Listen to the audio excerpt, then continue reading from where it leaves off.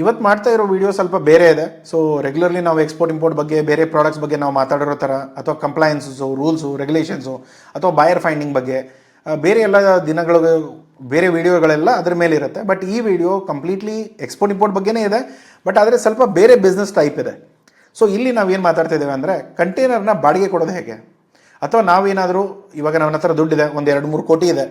So ನಾನು invest ಮಾಡಿಕೊಂಡು ನನಗೆ ಟೈಮೂ ಇಲ್ಲ, ಬೇರೆ ಕೆಲಸ ನಾನು ಆಲ್ರೆಡಿ ನಾನು ಬೇರೆ ಬಿಸ್ನೆಸ್ ಎಲ್ಲ ಇದೆ. ಸೊ ಅವಾಗ ನಾನು ಏನು ಮಾಡ್ಬೋದು ಅಂದರೆ, ನೀವು ಒಂದು 2-3 ಕೋಟಿ ಇತ್ತು ಅಂದರೆ ಒಂದು 100 ಕಂಟೈನರು, 200 ಕಂಟೈನರ್, ಅಂದರೆ ಬಾಕ್ಸಸ್ ಏನು ಹೇಳ್ತೀವಲ್ಲ ಕಂಟೈನರ್ಸ್, ಸೊ 20 ಫೀಟ್ ಇರ್ಬೋದು, 40 ಫೀಟ್ ಇರ್ಬೋದು, ರೀಫರ್ ಕಂಟೈನರ್ ಇರ್ಬೋದು, ಈ ಥರದ ಕಂಟೈನರ್ಸ್ಗಳನ್ನ ನೀವು ಪರ್ಚೇಸ್ ಮಾಡಿಕೊಂಡು ನಮಗಾಗಲಿ ಅಥವಾ ಬೇರೆ ಶಿಪ್ಪಿಂಗ್ ಲೈನ್ಗಳಿಗಾದರೂ ಅಟ್ಯಾಚ್ ಮಾಡ್ಬೋದು. ಸೊ ಅಲ್ಲಿ ಏನಾಗುತ್ತೆ ಅಂದರೆ ನಿಮ್ಗೊಂದು ರೆಂಟ್ ಇನ್ಕಮ್ ಬರೋಕ್ಕೆ ಸ್ಟಾರ್ಟ್ ಆಗುತ್ತೆ. ಇವಾಗ ನನ್ನ ಹತ್ರ ಒಂದು ಅಂಗಡಿ ಇದೆ, ರೋಡ್ ಸೈಡ್ ಇದೆ, ಮೇನ್ ರೋಡ್ಗೇನೆ ಇದೆ. ಸೊ ಅಲ್ಲಿ ಯಾರಿಗೂ ಬಾಡಿಗೆ ಕೊಡ್ತಾನೆ, ಅವನ ಬಿಸ್ನೆಸ್ ಹೇಗೋ ನಡೆಸ್ಕೊಳ್ತಾನೆ, ನನ್ನ ರೆಂಟ್ ಇನ್ಕಮ್ ಬರ್ತಾ ಇರುತ್ತೆ. ಸೊ ಅದೇ ಥರ ಇಲ್ಲಿ ಏನಂತಂದರೆ, ನೀವು ಕಂಟೈನರ್ಗಳನ್ನ ನೀವು ಕೊಡ್ತೀರಾ, ಕಂಟೈನರ್ದು ಬಾಡಿಗೆ ಬರೋಕ್ಕೆ ಸ್ಟಾರ್ಟ್ ಆಗುತ್ತೆ. ಈ ಬಾಡಿಗೆ ಬಂದಾಗ ನಿಮ್ಗೆ ಒಂದು ರೆಂಟ್ ಬರ್ತಾ ಇರುತ್ತೆ, ಆ ರೆಂಟಿಂದ ನಿಮ್ಮ ಬಿಸ್ನೆಸ್ ನಡೆದು ಹೋಗುತ್ತೆ. ಸೊ ಇಲ್ಲಿ ಪ್ರಾಫಿಟ್ ಆಗಿರ್ಬೋದು, ಲಾಂಗ್ ಟರ್ಮ್ ಆದರೆ ನಿಮ್ಗೆ ಒಳ್ಳೆ ಪ್ರಾಫಿಟ್ಸ್ ಇದೆ. ಸೊ ಈ ಬಿಸ್ನೆಸ್ ಮಾಡೆಲಲ್ಲಿ ಅಂತ ಏನಂದರೆ, ನೀವು ಹೊಸ ಕಂಟೈನರ್ ಆದರೂ ತೊಗೊಳ್ಬೋದು ಅಥವಾ ಯೂಸ್ ಕಂಟೈನರ್ ಆದರೂ ತೊಗೊಳ್ಬೋದು. ಬಟ್ ಏನಂತಂದರೆ, ಯೂಸ್ ಕಂಟೈನರಲ್ಲಿ ಸೇಫ್ಟಿ ನಾರ್ಮ್ಸ್ ತುಂಬ ಇಂಪಾರ್ಟೆಂಟ್ ಇರುತ್ತೆ.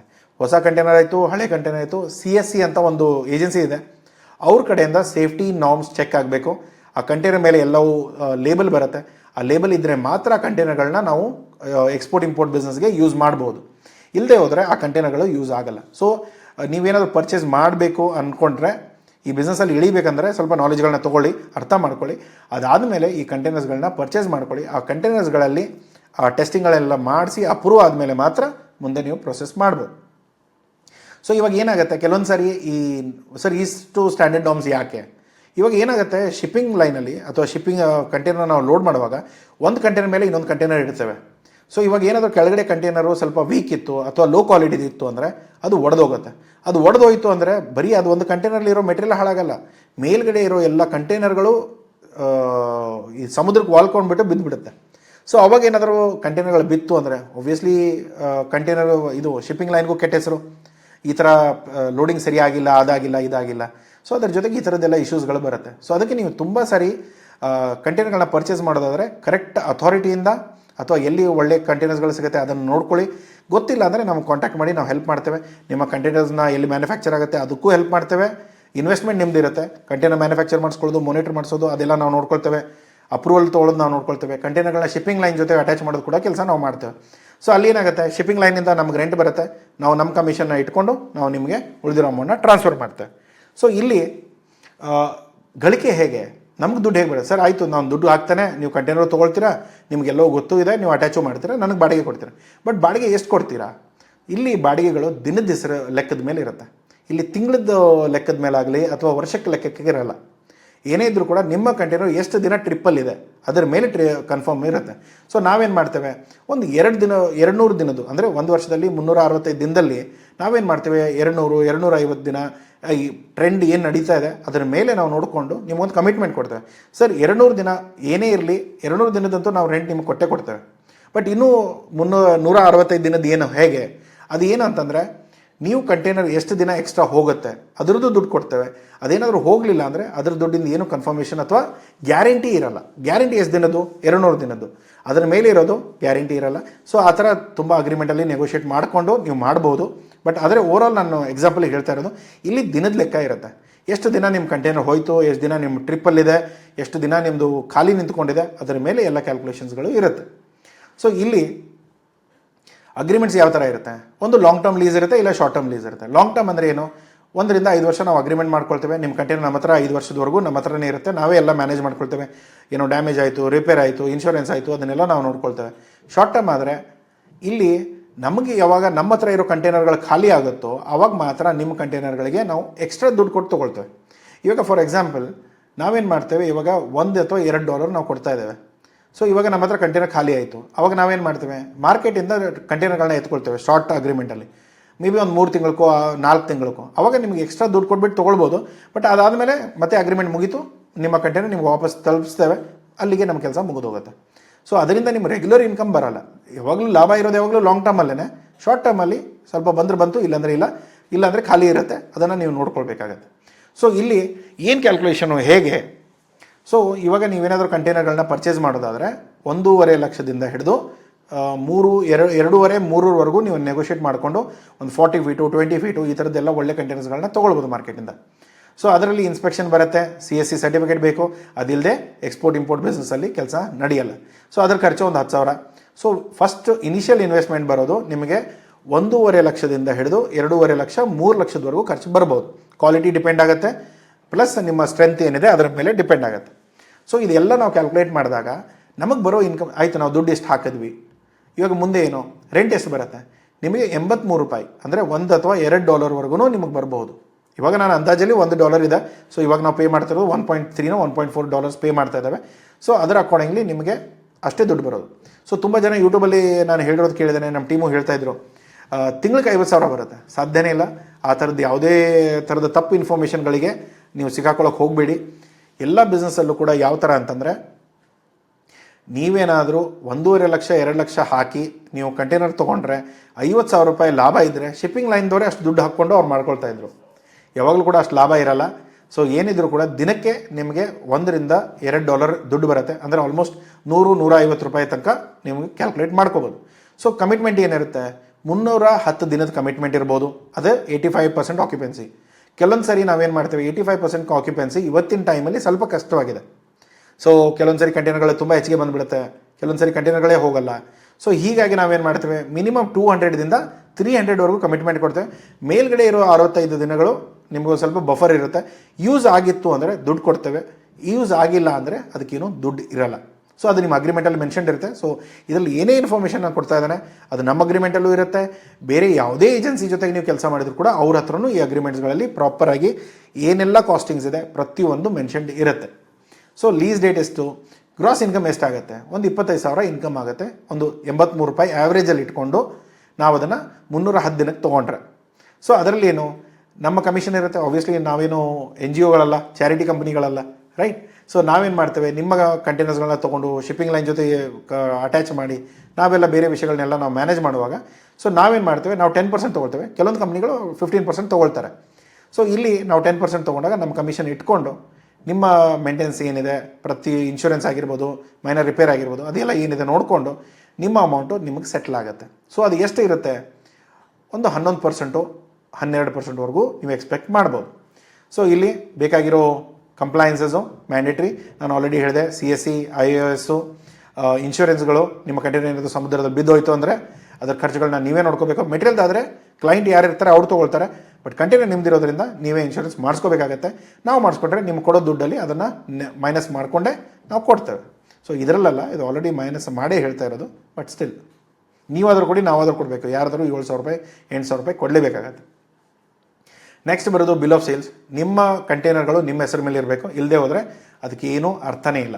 ಯಾಕೆಂದರೆ ಏನಾಗುತ್ತೆ, ತುಂಬ ಸಾರಿ ನಾವು ಕಂಟೈನರ್ಗಳನ್ನ ನೀವೇನು ಮಾಡ್ತೀರಾ, ಸಾಲ ಮಾಡಿಕೊಂಡು ಅಥವಾ ಬೇರೆ ಎಲ್ಲಿಂದನೋ ತೊಗೊಂಡು ಆ ಕಂಟೈನರ್ಗಳನ್ನ ಪರ್ಚೇಸ್ ಮಾಡ್ಕೊಳ್ತೀರ. ಕೆಲವೊಂದು ಸಾರಿ ಆ ಕಂಟೈನರ್ ಟೈಟಲ್ಗಳು, ಓನರ್ಶಿಪ್ಗಳು ಬ್ಯಾಂಕ್ ಹತ್ರ ಇರುತ್ತೆ. ಅವಾಗೇನಾಗುತ್ತೆ, ನೀವೇನಾದರೂ EMI ಕಟ್ಟಲಿಲ್ಲ ಅಂದರೆ ಆ ಕಂಟೈನರ್ಗಳನ್ನ ಎತ್ಕೊಂಡು ಹೋಗೋಕೆ ಬರ್ತಾರೆ. ಅವಾಗ ಕೆಲವೊಂದು ಸಾರಿ ಕಂಟೈನರ್ ಎತ್ಕೊಂಡು ಹೋಗೋದು ಅಷ್ಟೇ ಅಲ್ಲ, ಅವ್ರ ಕಂಟೈನಲ್ಲಿ ಇರೋ ಮೆಟೀರಿಯಲ್ ಕೂಡ ಸೀಸ್ ಮಾಡ್ಕೊಳ್ತಾರೆ. ಸೊ ಆ ಥರದ ತಲೆನೋವುಗಳು ಬೇಡ ಅನ್ನೋದಕ್ಕೆ ನಾವೇನು ಮಾಡ್ತೇವೆ, ಈ ಸಮಸ್ಯೆಗಳು ಬೇಡ. ಸೊ ಓನರ್ಶಿಪ್ ನಿಮ್ಮ ಹೆಸರಲ್ಲಿತ್ತು ಅಥವಾ ನಿಮ್ಮ ಕಂಪನಿ ಹೆಸರಲ್ಲಿತ್ತು. ಈಗ 4-5 ಇನ್ವೆಸ್ಟರ್ಗಳು ಸೇರಿಕೊಂಡು ಒಂದು ಕಂಪನಿ ತೆಗೆದು ಅದರಿಂದ ಕಂಟೈನರ್ ನಮಗೆ ರೆಂಟಿಗೆ ಕೊಟ್ಟಿದ್ರು ಕೂಡ ನಮಗೆ ತೊಂದರೆ ಇಲ್ಲ. ಅದನ್ನು ಕೂಡ ನಾವು ವರ್ಕೌಟ್ ಮಾಡ್ತೇವೆ. ಸೊ ಇವಾಗ ಕಂಟೈನರ್ಗಳನ್ನ ನಾವು ಎಲ್ಲಿಂದ ಪರ್ಚೇಸ್ ಮಾಡೋದು, ಕಂಟೈನರ್ಗಳನ್ನ ಇವಾಗ ಮುಂಬೈ, ಮುಂಡ್ರಾ, ಚೆನ್ನೈ ಎಲ್ಲ ಸೆಕೆಂಡ್ ಹ್ಯಾಂಡು, ಥರ್ಡ್ ಹ್ಯಾಂಡು ನಿಮಗೆಲ್ಲ ಕಂಟೈನರ್ಸ್ಗಳು ಸಿಗುತ್ತೆ. ಅದು CSC ಪ್ಲೇಟಿಂಗ್ ಇತ್ತು, ಇನ್ನೂ ವ್ಯಾಲಿಡಿಟಿ ಇತ್ತು ಅಂದರೆ ನೆಗೋಷಿಯೇಟ್ ಮಾಡ್ಕೊಳ್ಳಿ, ಕಂಡೀಷನ್ ಚೆಕ್ ಮಾಡ್ಕೊಳ್ಳಿ. ಇನ್ನೂ 1 ವರ್ಷ 2 ವರ್ಷ 5 ವರ್ಷ 10 ವರ್ಷದಲ್ಲಿ ಎಷ್ಟು ಹಾಳಾಗ್ಬೋದು ಅದನ್ನು ಲೆಕ್ಕ ಹಾಕ್ಕೊಂಡು ನೀವು ಅದನ್ನು ಪರ್ಚೇಸ್ ಮಾಡ್ಬೋದು. ಇಲ್ಲ ಅಂದರೆ ಚೈನಾಗೆ ತುಂಬ ಒಳ್ಳೆ ಕಂಟೈನರ್ಸ್ಗಳು ಸಿಗುತ್ತೆ, ಚೈನಾದಿಂದ ಇಂಪೋರ್ಟ್ ಮಾಡ್ಕೊಳ್ಳಿ, ಕಂಟೈನರ್ಸ್ಗಳನ್ನ ಅಟ್ಯಾಚ್ ಮಾಡಿ. ನಾವು ಅಲ್ಲದೇನೆ JB ಎಕ್ಸ್ಪರ್ಟ್ಸ್ ಅಲ್ಲದೇನೆ ತುಂಬ ಏಜೆನ್ಸಿಗಳಿದೆ. ಅವ್ರಿಗೂ ಹೋಗ್ಬಿಟ್ಟು ನಿಮ್ಮ 100ಕ್ಕೆ ಅಂದರೆ 500ಕ್ಕಿಂತ ಕಡಿಮೆ ಕಂಟೈನರ್ಸ್ ಇದ್ದರೆ ಇವೆಲ್ಲ ಏಜೆನ್ಸಿಗಳ ಜೊತೆ ಮಾತಾಡಿಕೊಂಡು ಅವ್ರಿಗೆ ಯಾರು ನಿಮ್ಗೆ ಒಳ್ಳೆ ರೇಟ್ ಕೊಡೋಕ್ಕೆ ಅಗ್ರಿ ಮಾಡ್ತಾರೋ, JB ಎಕ್ಸ್ಪರ್ಟ್ಸ್ ಅಂತ ಅಷ್ಟೇ ಅಲ್ಲ, ನಮಗಿಂತನೂ ಒಳ್ಳೆ ರೇಟ್ ಕೊಡುವಂಥ ಯಾವ್ದಾದ್ರು ಏಜೆನ್ಸಿಗಳು ಇತ್ತು ಅಂದರೆ ಅವ್ರ ಜೊತೆ ನೋಡ್ಕೊಳ್ಳಿ, ಅಗ್ರಿಮೆಂಟ್ಗಳನ್ನ ಡ್ರಾಫ್ಟ್ ಮಾಡ್ಕೊಳ್ಳಿ, ಪ್ರೈಸಸ್ಗಳೆಲ್ಲ ಚೆಕ್ ಮಾಡ್ಕೊಳ್ಳಿ. ನಿಮಗೆ ಎಲ್ಲಿ ಕನ್ಫರ್ಮೇಷನ್ನು ನಿಮಗೆ ಎಲ್ಲಿ ಕಂಫರ್ಟೇಬಲ್ ಆಗುತ್ತೋ ಅಲ್ಲಿ ನೀವು ಅಟ್ಯಾಚ್ ಮಾಡ್ಕೊಂಡು ನಿಮ್ಮ ಕಂಟೈನರ್ಗಳನ್ನ ಅವ್ರಿಗೆ ಕೊಡ್ಬೋದು. ಅಲ್ಲಿಂದ ನಿಮಗೆ ರೆಗ್ಯುಲರ್ಲಿ ಮಂತ್ಲಿ ಇನ್ಕಮ್ ಬರೋಕ್ಕೆ ಸ್ಟಾರ್ಟ್ ಆಗುತ್ತೆ.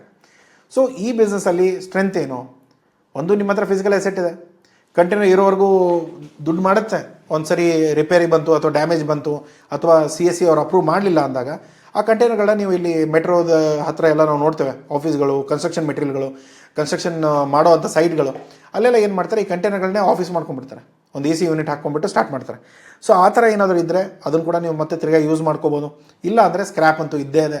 ನಿಮ್ಮ ಮೆಟೀರಿಯಲ್ ರೇಟ್ ಏನಿದೆ ಅದರದ್ದು ತೂಕ ಮಾಡಿಸ್ಕೊಳ್ಳೋದು, ಅದರದ್ದು ಏನಿದೆ ದುಡ್ಡು ಬಂದುಬಿಡುತ್ತೆ, ಅದನ್ನು ಮತ್ತೆ ತಿರ್ಗಾ ರೀಇನ್ವೆಸ್ಟ್ ಮಾಡ್ಕೋಬೋದು. ಪ್ಯಾಸಿವ್ ಇನ್ಕಮ್ ಅಂದರೆ ನೀವು ಇನ್ವಾಲ್ವ್ ಆಗೋ ಅವಶ್ಯಕತೆನೇ ಇಲ್ಲ. ನೀವು ಟೈಮ್ ತೆಗೆದು ಈಗ ಯಾರಿಗೆ ಕಂಟೈನರ್ ಕೊಟ್ಟೆ, ಯಾವಾಗ ಬರುತ್ತೆ, ಯಾವಾಗ ಹೋಗುತ್ತೆ, ಎಲ್ಲಿಗೆ ಹೋಯಿತು, ಯಾವಾಗ ಬರುತ್ತೆ, ಕಳೆದೋಯ್ತಾ ಏನು, ಅದೆಲ್ಲ ನೀವೇನೋ ತಲೆ ಕೆಡಿಸ್ಕೊಳ್ಳೋ ಆಗಿಲ್ಲ. ನೀವೇನು ಕಂಟೈನರ್ ಕೊಟ್ಟಿದ್ದೀರೋ ಆ ಕಂಟೈನರು ದುಡ್ಡು ಬರ್ತಾ ಇರುತ್ತೆ. ಯಾವಾಗ ನಿಮ್ಮ ಅಗ್ರಿಮೆಂಟ್ ಮುಗಿಯೋಕ್ಕೆ ಬರುತ್ತೋ ಆವಾಗ ನಿಮ್ಮ ಕಂಟೈನರ್ನ ನಾವು ಹ್ಯಾಂಡ್ ಓವರ್ ಮಾಡೋ ಕಂಡೀಷನ್ ಬರುತ್ತೆ. ಆವಾಗ ಯಾವ ಕಂಡೀಷನಲ್ಲಿ ನಾವು ನಿಮ್ಗೆ ಕಂಟೈನರ್ ಕೊಡ್ತೇವೆ ಅದು ಕೂಡ ಅಗ್ರಿಮೆಂಟಲ್ಲಿ ಇರುತ್ತೆ. ಒಂದು ವೇಳೆ ಕಂಟೈನರ್ ಸರಿಯಾಗಿಲ್ಲ, ಡ್ಯಾಮೇಜ್ ಆಗಿತ್ತು ಅಥವಾ ಬೇರೆ ಏನೋ ಬಂದಿತ್ತು, ಇನ್ಶೂರೆನ್ಸ್ ಕ್ಲೇಮ್ ಮಾಡಿಸ್ಕೊಳ್ತಾರೆ. ಇಲ್ಲದೆ ಹೋದರೆ ಅದರದ್ದು ಏನು ಖರ್ಚುಗಳಿದೆ ಅದನ್ನು ಯಾರು ಅಟ್ಯಾಚ್ ಮಾಡಿದ್ದೇವೆ ಅಂದರೆ ನಾವಿದ್ರೆ ನಾವು, ಬೇರೆ ಯಾವ ಕಂಪ್ನಿ ಇದ್ದರೂ ಅವರು ರಿಪೇರ್ ಮಾಡೋದ್ರು ಕೊಡ್ತಾರೆ. ಇಲ್ಲಾಂದರೆ ಅದು ಅಮೌಂಟ್ ಏನಿದೆ ಅದನ್ನು ನಿಮಗೆ ತಿರ್ಗಾ ಪೇ ಮಾಡ್ತಾರೆ. ಇದು ಡಿಪ್ರಿಷಿಯೇಷನ್ ಅಸೆಟ್ಟು. ಇವಾಗ ನೀವು ಕಾರ್ಗಳಲ್ಲಿ ಹೇಗೆ ರೇಟ್ಗಳು ಕಡಿಮೆ ಆಗ್ತಾ ಹೋಗುತ್ತೆ ಅದೇ ಥರ ಇದರಲ್ಲೂ ಕ್ಯಾಲ್ಕುಲೇಷನ್ ಇರುತ್ತೆ. ಅದನ್ನು ನೋಡಿಕೊಂಡು ನಿಮ್ಮ ಅಗ್ರಿಮೆಂಟ್ಸ್ ಎಲ್ಲ ಕಾಪಿ ಬರುತ್ತೆ, ಅದನ್ನು ನೋಡಿಕೊಂಡು ನೀವು ಪ್ಲ್ಯಾನ್ ಮಾಡ್ಕೊಳ್ಳಿ. ಇದು ಮಿನಿಮಮ್ ಕಂಟೈನರ್ಗಳನ್ನ ತೊಗೊಂಡ್ರೆ ಒಂದು 15 ವರ್ಷದವರೆಗೂ ನಿಮ್ಮ ರೆಗ್ಯುಲರ್ ಇನ್ಕಮ್ ಇದ್ದೇ ಇರುತ್ತೆ. ಸೊ ಅದನ್ನು ನೀವು ನೋಡ್ಕೋಬೋದು. ಬರೋ ದುಡ್ಡನ್ನು ತಿರ್ಗಾ ಇನ್ವೆಸ್ಟ್ ಮಾಡಿಕೊಂಡು ಮತ್ತೆ ಕಂಟೈನರ್ಸ್ಗಳನ್ನ ಹೆಚ್ಚಿಗೆ ಮಾಡ್ತಾ ಹೋದರೆ ನಿಮ್ಗೆ ಒಳ್ಳೆ business as a side income ಬರೋಕ್ಕೆ ಸ್ಟಾರ್ಟ್ ಆಗುತ್ತೆ. ಸೊ ಇದರಲ್ಲಿ ವೀಕ್ನೆಸ್ ಏನು, ಇಲ್ಲಿ ಫಸ್ಟಿಗೆ ಬೇಕಾದ್ರೆ ತುಂಬ ದೊಡ್ಡ ಕ್ಯಾಪಿಟಲ್ ಬೇಕಾಗುತ್ತೆ. 2-3 ಕೋಟಿ ಯಾರು ಇಟ್ಕೊಂಡು ಕೂತ್ಕೊಂಡಿರಲ್ಲ. ಅಥವಾ ಇವಾಗ ನಾನು ಒಂದು ಮಿನಿಮಮ್ ಒಂದು 500 ಬಾಕ್ಸ್ಗಳು ಬೇಕು ಅಂದರೆ ಒಂದು 3 ಲಕ್ಷ ಒಂದೊಂದು ಬಾಕ್ಸಿಗೆ ಇಟ್ಕೊಂಡ್ರೆ ಎಷ್ಟಾಗುತ್ತೆ ನೋಡ್ಕೊಳ್ಳಿ. ಸೊ ಅಷ್ಟನ್ನು ನೀವು ಇಂಟು ಮಾಡಿಕೊಂಡು ಅಷ್ಟು ಕ್ಯಾಪಿಟಲ್ ನಿಮ್ಮ ಹತ್ರ ಇದ್ದರೆ ದಯಮಾಡಿ ಹೋಗಿ. ಇಲ್ಲಾಂದರೆ ಬ್ಯಾಂಕ್ ಲೋನ್ ಮಾಡಿಕೊಂಡು ಇಂಡಿಯಾದಲ್ಲಿದ್ದು ನೀವು ಬ್ಯಾಂಕ್ ಲೋನ್ ಮಾಡ್ತೇನೆ ಅಂದರೆ 12%, 15%, 16%, 18%, 24%ವರೆಗೂ ಒಯ್ತಾರೆ. ಸೊ ಅಷ್ಟು ಹಾಕ್ಕೊಂಡು ನಾವು ಬರೀ 11% ಗಳಿಸೋದ್ರಲ್ಲಿ ಏನೂ ಅರ್ಥ ಇಲ್ಲ, ನೆಗೆಟಿವ್ ಆಗುತ್ತೆ. ಸೊ ಅವರಿಗೆ ಇದು ಸರಿಯಾದ ಬಿಸ್ನೆಸ್ ಅಲ್ಲ. ಸೊ ನಿಮ್ಮ ಹತ್ರ ಏನಾದರೂ ಬೇರೆ ಸೈಡ್ ಇನ್ಕಮ್ ಇತ್ತು ಅಥವಾ ನೀವು ಬಂದಿರೋದು ದುಡ್ಡು ಉಳಿದಿದೆ ಅದನ್ನು ಎಲ್ಲಿ ಇನ್ವೆಸ್ಟ್ ಮಾಡ್ಕೊಂಡು ಬೇರೆ ಬಿಸ್ನೆಸ್ ಮಾಡ್ಬೋದು ಅಂದರೆ ಇದನ್ನೊಂದು ನೀವು ನೋಡ್ಕೊಳ್ಬೋದು. ಓಕೆ, ಸೊ ಮೇಂಟೆನೆನ್ಸು, ಕಂಪ್ಲೈನ್ಸಸ್ ಇದನ್ನೆಲ್ಲ ನೋಡ್ಕೋಬೇಕು. ಪ್ಲಸ್ ನೀವೇನಾದರೂ ಇದನ್ನು ಶಾರ್ಟ್ ಟರ್ಮಿಗೆ ಏನಾದರೂ ನೋಡ್ತಾ ಇದ್ದರೆ, ಇಲ್ಲ ಸರ್ ಒಂದು 6 ತಿಂಗಳು ನಾವು ಇದನ್ನು ಮಾಡಿಬಿಟ್ಟು ನಾವು ಲಾಭ ತಕ್ಕೋಬೇಕು ಅಂದರೆ ಇದು ಆ ಥರದ ಬಿಸ್ನೆಸ್ ಅಲ್ಲ. ಇದು ಲಾಂಗ್ ಟರ್ಮ್ ಇದ್ರೆ ಮಾತ್ರ ಯೂಸ್ ಆಗುತ್ತೆ, ಇಲ್ಲದೆ ಹೋದರೆ ದುಡ್ಡು ಹಾಳಾಗುತ್ತೆ. ಸೊ ಆಪರ್ಚುನಿಟಿ ಏನು, ಇವತ್ತಿನ ಟೈಮಲ್ಲಿ ಕಾಮರ್ಸ್ ಆಯಿತು, ಎಕ್ಸ್ಪೋರ್ಟ್ ಆಯಿತು, ಬೆಳೀತಾನೆ ಇದೆ. ಕಂಟೈನರ್ಸ್ಗಳು ಎಷ್ಟಿದ್ರೂ ಕಡಿಮೆ. ನಾವು ಪ್ರತಿ ತಿಂಗಳು 100-200 ಕಂಟೈನರ್ಸ್ಗಳನ್ನ ಅಟ್ಯಾಚ್ ಮಾಡ್ತಾನೆ ಇದ್ದೇವೆ. ಸೊ ಇದನ್ನು ನಿಮ್ಗೇನಾದರೂ ಬೆನಿಫಿಟ್ ಬೇಕು ಅಂದರೆ ದಯಮಾಡಿ ಇದನ್ನು ನೋಡ್ಕೊಳ್ಳಿ. ಯಾಕೆಂದರೆ ಇವತ್ತಿನ ಟೈಮಲ್ಲಿ ಎಕ್ಸ್ಪೋರ್ಟ್ ಬೆಳೆಯುತ್ತೆ. ಸೊ ಇದು ಒಂದು ಆಪರ್ಚುನಿಟಿ ಇದೆ. ಅದರಲ್ಲೂ ಕೂಡ ನಿಮ್ಮ ಕಂಟೈನರ್ಗಳಲ್ಲಿ ಯಾವ ಥರದ ಮಿನಿಮಮ್ ಟೆಕ್ನಾಲಜಿ ಯೂಸ್ ಮಾಡ್ಬೋದು ಅದನ್ನೇ ಯೂಸ್ ಮಾಡಿಕೊಂಡು ನೀವೇನಾದ್ರು ಕಂಟೈನರ್ಗಳ ಕೊಟ್ಟರೆ, ಯಾಕೆಂದರೆ GPS ಇರ್ಬೋದು, ಟೆಂಪ್ರೇಚರ್ ಇರ್ಬೋದು, ಪ್ರತಿಯೊಂದು ಇದು ಇದ್ದರೆ ನಿಮ್ಮ ಕೆಲಸಗಳು ಸ್ವಲ್ಪ ದುಡ್ಡುಗಳು ಸ್ವಲ್ಪ ಹೆಚ್ಚು ಕಡಿಮೆ ಸಿಗ್ಬೋದು. ಇದರಲ್ಲಿ ಥ್ರೆಟ್ಸ್ ಏನು, ಸಮಸ್ಯೆಗಳೇನು ಬರುತ್ತೆ, ಒಂದು ಈಗ ಇರೋ ರಿಸೆಷನ್ ಆಯಿತು ಅಥವಾ ಈ ವಾರ್ಗಳಾಗ್ತಾ ಇದೆ, ರೂಟ್ಗಳು ಬಂದಾಗ್ತಾ ಇದೆ, ಎಕ್ಸ್ಪೋರ್ಟ್ ಮಾಡೋದೇ ಕಡಿಮೆ ಆಗಿಬಿಟ್ರೆ ನಾಳೆ ಹೇಗೆ, ಆ ಸಮಸ್ಯೆಗಳಿದೆ. ಅದರ ಜೊತೆಗೆ ಇವತ್ತಿನ ಟೈಮಲ್ಲಿ ಕಂಟೈನರ್ಗಳು ನಾವೇ ತಿಂಗಳಿಗೆ 100-200 ಅಟ್ಯಾಚ್ ಮಾಡ್ತಿದ್ದಾಗ ನಮ್ಮಂಥವ್ರು ಎಷ್ಟೋ ಜನ ಇದ್ದಾರೆ. ಅದರಲ್ಲೂ ಕೂಡ 1000-2 ಲಕ್ಷ ಕಂಟೈನರ್ಸ್ಗಳನ್ನ ಅಟ್ಯಾಚ್ ಮಾಡೋ ಜನನೂ ಇದ್ದಾರೆ. ಸೊ ಅವಾಗ ಏನು ಸಮಸ್ಯೆಗಳಾಗುತ್ತೆ ಅಂದರೆ ಈ ರೆಂಟ್ಗಳು ಕಡಿಮೆ ಆಗುತ್ತೆ. ಇವಾಗ ನಾವೇನು ಹೇಳಿದ್ವಿ, $1 ಅಥವಾ $2 ಕೊಡ್ತಾ ಇದ್ದೇವೆ. ಸೊ ಅದು ಕಡಿಮೆ ಆಗಿಬಿಡುತ್ತೆ. ಸೊ ಅವಾಗ ಏನಾಗುತ್ತೆ, ನಿಮ್ಮ ಇನ್ಕಮ್ ಬರೋದು ಕಡಿಮೆ ಆಗುತ್ತೆ. ಆವಾಗ ನೀವು ಕೆಲವೊಂದು ಸಾರಿ ಏನಾಗುತ್ತೆ ಅಂತಂದರೆ ಈ ಬ್ಯಾಂಕ್ ಕೊಡೋ ಇಂಟ್ರೆಸ್ಟ್ಗಿಂತಲೂ ಕಡಿಮೆ ಆಗುವಂಥ ಚಾನ್ಸಸ್ ಇರುತ್ತೆ. ಸೊ ಅದಕ್ಕೆ ನೀವು ಕ್ಯಾಲ್ಕುಲೇಟ್ ಮಾಡ್ಕೋಬೇಕು. ಓಕೆ, ಸೊ ಇದರಲ್ಲಿ ಏನಾದರೂ ಹೊಸ ರೆಗ್ಯುಲೇಷನ್ ಬಂತು, ಇಲ್ಲ ಇವಾಗ ನಾವು CSCದು ಹೇಳ್ತಾ ಇದ್ದಾರೆ, ಬಟ್ CSC ಜೊತೆಗೆ ಮತ್ತೇನಾದರೂ ರೂಲ್ಸ್ ಬಂತು ಅಥವಾ ಇಷ್ಟು ಸ್ಟ್ರೆಂತ್ ಇದ್ದರೆ ಮಾತ್ರ ಕಂಟೈನರ್ಗಳು ಹೋಗುತ್ತೆ ಅನ್ನೋದು ಬಂತು ಅಂದರೆ, ಸೊ ನಿಮ್ಮ ಕಂಟೈನರ್ ಅದರಲ್ಲಿ ಕೆಪಾಸಿಟಿಯಲ್ಲಿ ಇಲ್ಲ ಅಂದರೆ ರಿಜೆಕ್ಟ್ ಆಗುತ್ತೆ. ಸೊ ಈ ಥರದನ್ನು ಕೂಡ ನೀವು ನೋಡ್ಕೋಬೇಕಾಗತ್ತೆ. ಅದಕ್ಕೆ ಇವತ್ತಿನ ಟೈಮಲ್ಲಿ ಮುಂದೆ ಬರೋ ಟ್ರೆಂಡಲ್ಲಿ ಏನು ಕಂಟೈನರ್ಸ್ಗಳಿದೆ ಅದನ್ನು ನೀವು ಯೂಸ್ ಮಾಡಿಕೊಂಡ್ರೆ ತುಂಬ ಒಳ್ಳೆಯದು. ಸೊ ಇದರಲ್ಲಿ ರಿಸ್ಕ್ ಏನು, ಡ್ಯಾಮೇಜ್ ಆಗುತ್ತೆ. ಈ ಗಾಡಿ, ಕಾರ್ ಆಗಿರ್ಬೋದು, ಬೈಕ್ ಆಗಿರ್ಬೋದು, ಇವಾಗ ನಾವು ಯೂಸ್ ಮಾಡ್ದಂಗೆ ಅದು ಗಾಡಿಗಳು ಹಾಳಾಗುತ್ತೆ, ಗೇರ್ಗಳು ಹಾಳಾಗುತ್ತೆ.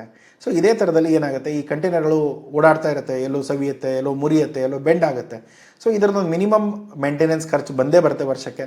ಅದನ್ನು ನಾರ್ಮಲಿ ಯಾರು ನಿಮ್ಮ ಹತ್ರ ಅಟ್ಯಾಚ್ಮೆಂಟ್ ತೊಗೊಂಡಿದ್ದಾರೆ ಅವ್ರು ನೋಡ್ಕೊಳ್ತಾರೆ, ಬಟ್ ಸ್ಟಿಲ್ ಅದೊಂದು ತಲೆಯಲ್ಲಿ ಇರಬೇಕು. ತುಂಬ ಡ್ಯಾಮೇಜ್ ಆಗಿಬಿಟ್ರೆ ಅದು ಆಬ್ವಿಯಸ್ಲಿ ಇನ್ಶೂರೆನ್ಸ್ಗೆ ಹೋಗುತ್ತೆ, ಇಲ್ಲಾಂದರೆ ಅದನ್ನು ಸ್ಕ್ರ್ಯಾಪಿಗೆ ಹಾಕಬೇಕಾಗುತ್ತೆ. ಸೊ ಅದು ಒಂದು. ನೆಕ್ಸ್ಟ್ ಬರೋದು, ಇವಾಗ ಕಳು ಆಗ್ಬೋದು ಅಥವಾ ಬಿದ್ದೋಗ್ಬೋದು ಸಮುದ್ರದಲ್ಲಿ, ಅವಾಗ ಏನು, ಇನ್ಶೂರೆನ್ಸ್ಗಳು ತುಂಬ ಇಂಪಾರ್ಟೆಂಟು. ಅದಕ್ಕೆ ಇವಾಗ ನೋಡಿ, ನಾವು ಎಕ್ಸ್ಪೋರ್ಟ್ ಮಾಡುವಾಗ ನಾವು ಮರೇನ್ ಇನ್ಶೂರೆನ್ಸ್ ತೊಗೊಳ್ತೇವೆ. ಯಾಕೆ, ನಮ್ಮ ಮೆಟೀರಿಯಲ್ ಎಲ್ಲಾದರೂ ಬಿದ್ದೋಗ್ಬಿಟ್ರೆ, ಕಂಟೈನರ್ ಬಿದ್ದೋಗ್ಬಿಟ್ರೆ ನಮಗದು ಮೆಟೀರಿಯಲ್ದು ದುಡ್ಡು ಬರಲಿ ಅಂತ. ಬಟ್ ಕಂಟೈನರ್ ಅವ್ರದ್ದಲ್ಲ, ಅವ್ರು ಬಾಡಿಗೆಗೆ ತೊಗೊಂಡಿರೋದು, ಕಂಟೈನರ್ ನಿಮ್ಮದು, ಅದಕ್ಕೆ ನೀವು ಕಂಟೈನರ್ ಇನ್ಶೂರೆನ್ಸ್ ಮಾಡಿಸ್ಬೇಕಾಗತ್ತೆ. ಸೊ ಕಂಟೈನರ್ ಇನ್ಶೂರೆನ್ಸ್ ಇತ್ತು ಅಂದರೆ ನಾಳೆ ಎಲ್ಲಾದರೂ ಮುಳುಗೋಯ್ತು, ಬಿದ್ದೋಯ್ತು, ಕಳೆದೋಯ್ತು, ಸೊ ಅದು ನಡೆಯುತ್ತೆ, ಆ ದುಡ್ಡುಗಳು ವಾಪಸ್ ಬಂದುಬಿಡುತ್ತೆ. ಸೊ ಡೌನ್ ಟೈಮ್ ಬಂತು ಅಂದರೆ ಕಂಟೈನರ್ ಯೂಸೇ ಆಗಲಿಲ್ಲ, ಬರೀ ತುಂಬ ಟೈಮಲ್ಲಿ ಬರೀ ಹೋಲ್ಡಲ್ಲಿತ್ತು, ಅಥವಾ ಒಂದು 3-4 ತಿಂಗಳು ಕಂಟೈನರ್ ಎಲ್ಲೂ ಹೋಗಲೇ ಇಲ್ಲ, ಡ್ಯಾಮೇಜ್ ಆಗಿತ್ತು, ಮತ್ತು ಏನೋ ಬಂದಿದ್ದರೂ ಕೂಡ ಆ ಥರ ಸಮಸ್ಯೆಗಳು ಬಂದರೆ ನಿಮ್ಮ ಪ್ರಾಫಿಟಲ್ಲಿ ಎಫೆಕ್ಟ್ ಆಗುತ್ತೆ. ಸೊ ಅದು ತುಂಬ ಪ್ರಾಬ್ಲಮ್ ಬರ್ಬೋದು, ಅದನ್ನು ಕೂಡ ನೋಡ್ಕೊಳ್ಳಿ. ಸೊ ಈ ಬಿಸ್ನೆಸ್ ಯಾರಿಗೆ ಸೂಟ್ ಆಗುತ್ತೆ? ಇವಾಗ ನೀವು ಸಸ್ಟೈನೇಬಲ್ ನೋಡ್ತಾ ಇದ್ದೀರಾ, ಲಾಂಗ್ ಟರ್ಮ್ ನೋಡ್ತಾ ಇದ್ದೀರಾ, 1-2 ಲಕ್ಷ ಹಾಕ್ಕೊಂಡು ಒಂದೊಂದು ಕಂಟೈನರ್ಗೆ ಇನ್ವೆಸ್ಟ್ ಮಾಡಿಕೊಂಡು ಒಂದು 100 ಕಂಟೈನರ್ ಆದರೂ 50ರಿಂದ 100 ಕಂಟೈನರ್ ನಡುವೆ ನೀವು ಕೆಲಸ ಮಾಡ್ತೀರಾ ಅಂದರೆ ಆಗ್ಬೋದು. ಅದರ ಜೊತೆಗೆ ಮಿನಿಮಮ್ ಒಂದು 3-5 ವರ್ಷ ಕರೆಕ್ಟಾಗಿ ಮಾಡಿದ್ರೆ ಏನು ಇನ್ವೆಸ್ಟ್ಮೆಂಟ್ ಇದೆಯೋ ಅದು ಬಂದುಬಿಡುತ್ತೆ. ಅದರ ಮೇಲೆ ನೀವು ಲಾಭಗಳನ್ನ ಕ್ಯಾಲ್ಕುಲೇಟ್ ಮಾಡ್ಕೋಬೋದು, ತುಂಬ ಒಳ್ಳೆ ಟೈಮ್ ಇದ್ದರೆ. ಇಲ್ಲಾಂದರೆ ಏನು 11%, 10% ಏನಿದೆ ಅದರ ಫ್ಲಕ್ಚುಯೇಷನ್ ಇದ್ದೇ ಇರುತ್ತೆ. ಇದು ಯಾರಿಗೆ ಸೂಟ್ ಆಗಲ್ಲ ಅಂದರೆ ತುಂಬ ಬೇಗ ಪ್ರಾಫಿಟ್ ಬೇಕು, ಡಬಲ್ ಆಗಬೇಕು, ಟ್ರಿಬಲ್ ಆಗಬೇಕು, ಆ ಥರದ್ದು ಏನಾದರೂ ತಲೆಯಲ್ಲಿ ಇಟ್ಕೊಂಡು, ಅಥವಾ ತುಂಬ ತಿಂಗಳಿಗೆ ಒಂದು 50,000 ನಾನು ಒಂದು ಕಂಟೈನರಿಂದನೇ ಬರಬೇಕು ಅನ್ನೋದಾದರೆ ದಯಮಾಡಿ ಅಷ್ಟು ದುಡ್ಡುಗಳು ಬರಲ್ಲ. ಆ ಎಕ್ಸ್ಪೆಕ್ಟೇಷನ್ ಇಟ್ಕೊಂಡ್ರೆ ಈ ಬಿಸ್ನೆಸ್ಗೆ ಬರೋಕ್ಕೆ ಹೋಗಬೇಡಿ, ಯಾಕಂದರೆ ಇದು ಹೆಲ್ಪ್ ಆಗಲ್ಲ ಅದಕ್ಕೆ. ಓಕೆ, ಸೊ ಫೈನಲ್ ರೆಕಮೆಂಡೇಷನ್ ಏನಂದರೆ ಕಡಿಮೆ ಎಫರ್ಟು, ನೀವೇನೋ ಒಂದು ಸರಿ ಅಗ್ರಿಮೆಂಟ್ ಮಾಡಿ ಅಟ್ಯಾಚ್ ಮಾಡಿದರೆ 10 ವರ್ಷ ತಿರುಗಿ ನೋಡೋ ಅಂಥ ಪ್ರಶ್ನೆಗಳು ಬರಲ್ಲ. 2.5 ವರ್ಷಕ್ಕೆ ಒಂದು ಸರಿ ಕಂಟೈನರ್ನ ಹೆಲ್ತ್ ಚೆಕ್ ಮಾಡಿಸೋದಿರುತ್ತೆ. ರಿಜೆಕ್ಟ್ ಆಗಿದ್ದರೆ ಮಾತ್ರ ಅದನ್ನು ವಾಪಸ್ ಕೊಡ್ತೇವೆ, ಇಲ್ಲ ಅಂದರೆ ಅದನ್ನೇ ಅಗ್ರಿಮೆಂಟ್ನ ಕಂಟಿನ್ಯೂ ಮಾಡ್ತೇವೆ. ಸೊ ಅದರ ಜೊತೆಗೆ ಅಸೆಟ್ ಬೇಸ್ಡ್ ಇನ್ವೆಸ್ಟ್ಮೆಂಟ್ ಇದೆ, ಯಾಕೆಂದರೆ ಎಂಡ್ ಆಫ್ ದ ಡೇ ನಿಮ್ಮ ಹತ್ರ ಒಂದು ನಿಮ್ಮದೇ ಆದ ಕಂಟೈನರ್ಸ್ಗಳಿದೆ, ಏನೇ ಇಲ್ಲ ಅಂದರೂ ಕೂಡ ಆ ಕಂಟೈನರ್ಸ್ ವಾಪಸ್ ನಿಮ್ಗೆ ಬರುತ್ತೆ, ಸುಮ್ಮನೆ ಹೋಗಿದ್ದು ಹಾಗೆ ಹೋಗಿಬಿಡಲ್ಲ. ಸೊ ಇದು ಒಂದು ಮೇನ್ ಬೆನಿಫಿಟ್ಟು. ಅದರ ಜೊತೆಗೆ ಚಾಲೆಂಜಸ್ಸು ಇದೆ, ಆಲ್ರೆಡಿ ಎಲ್ಲ ಹೇಳಿದ್ದೇನೆ. ಬಟ್ ಇದಕ್ಕೆ ನಾನು ಹೇಳೋದೇನೆಂದರೆ ಬ್ಯಾಂಕ್ ಲೋನ್ಗಿಂತನೂ ಇಂಡಿಯಾದಲ್ಲಿದ್ದರೆ ಬ್ಯಾಂಕ್ ಲೋನ್ಗಿಂತನೂ ನಿಮ್ಮ ಸ್ವಂತ ದುಡ್ಡುಗಳು ಅಥವಾ ಬೇರೆ ಏನಾದರೂ ಇನ್ಕಮ್ಗಳಿಂದ ದುಡ್ಡು ಮಾಡ್ಕೊಂಡಿದ್ರೆ ಅದನ್ನು ಇನ್ವೆಸ್ಟ್ ಮಾಡ್ಕೊಂಡು ತೊಗೊಳ್ಳಿ. ಇಲ್ಲದೆ ಹೋದರೆ ಇಂಟ್ರೆಸ್ಟ್ ಲಾಸ್ ಆಗೋ ಚಾನ್ಸಸ್ ಇರುತ್ತೆ. ಸೊ ಯಾಕೆಂದರೆ 18%ಗೆ ನಾನು ಬ್ಯಾಂಕಿಗೆ ಕೊಡೋದು, ನನಗೆ ಬರೀ 10-12% ಸಿಗೋದು, 4-5-6%ವರೆಗೂ ಲಾಸ್ ಆಗುತ್ತೆ. ಸೊ ಇದನ್ನೆಲ್ಲ ನೀವು ನೋಡಿಕೊಂಡು ಕ್ಯಾಲ್ಕುಲೇಟ್ ಮಾಡಿಕೊಂಡು ಈ ಬಿಸ್ನೆಸ್ಸಿಗೆ ಇಳೀರಿ.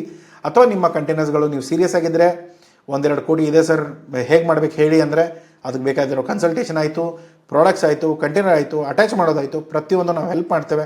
ಯಾವುದೇ ಥರದ ಸಮಸ್ಯೆಗಳಾಗಲ್ಲ. ಅದು ಏನಾದರೂ ಇದ್ದರೆ ನಾವು ನಿಮಗೆ ಓಪನ್ಲಿ ಏನಿದೆ, ಹೇಗೆ ಆಗುತ್ತೆ ಅನ್ನೋದನ್ನು ಹೇಳ್ತೇವೆ. ಅದರ ಮೇಲೆ ನೀವು ಡಿಸೈಡ್ ಮಾಡಿಕೊಂಡು ಮುಂದೆ ಕೆಲಸನ ಸ್ಟಾರ್ಟ್ ಮಾಡ್ಬೋದು. ಓಕೆ, ವಿಡಿಯೋ ಅರ್ಥ ಆಗಿದೆ ಅಂದ್ಕೊಳ್ತೇನೆ. ಏನಾದರೂ ಡೌಟ್ಸ್ಗಳಿದ್ದರೆ ಕಮೆಂಟ್ ಬಾಕ್ಸಲ್ಲಿ ಕೇಳಿ. ಇದಷ್ಟೇ ಅಲ್ಲ, ಈ ವಿಡಿಯೋಗೆ ಸಂಬಂಧಪಟ್ಟಿದ್ದಷ್ಟೇ ಅಲ್ಲ, ಬೇರೆ ಏನೇ ಡೌಟ್ಸ್ ಇದ್ದರೂ ಕಮೆಂಟ್ ಬಾಕ್ಸಲ್ಲಿ ಕೇಳಿ, ನಾನು ಉತ್ತರ ಕೊಡ್ತೇನೆ. ಜೊತೆಗೆ ಈ ವಿಡಿಯೋದಲ್ಲಿ ಏನಾದರೂ ನಾಲೆಜ್ ಸಿಕ್ಕಿದ್ರೆ, ಇಷ್ಟ ಆಗಿದ್ದರೆ ದಯಮಾಡಿ ಲೈಕ್ ಮಾಡಿ. ಈ ವಿಡಿಯೋ ಇದೇ ಥರದ ವೀಡಿಯೋಗಳನ್ನ ನೀವು ಮುಂದೆ ನೋಡಬೇಕು ಅಥವಾ ಕಲಿಬೇಕು ಅನ್ನೋದಿದ್ದರೆ ದಯಮಾಡಿ ಸಬ್ಸ್ಕ್ರೈಬ್ ಮಾಡಿ. ಸಿಗೋಣ ಮುಂದಿನ ವಿಡಿಯೋದಲ್ಲಿ. Thank you so much. Take care, bye.